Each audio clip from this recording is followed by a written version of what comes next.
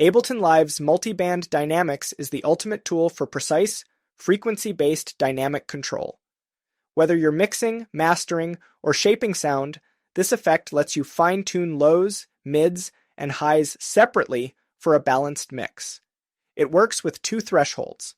The above setting compresses peaks, keeping things tight.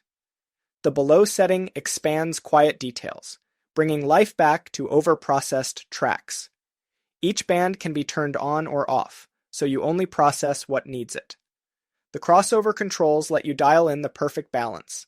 Adjust where the lows, mids, and highs split to keep bass clean, mids punchy, and highs smooth. Use input gain to push the signal before processing, then tweak output gain to even things out after. The visual display makes it easy to see what's happening. Drag the thresholds and ratios to shape the sound in real time.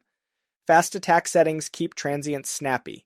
Slower releases keep everything smooth and controlled. For mastering, compress lows gently, expand mids slightly, and keep highs in check for a polished sound.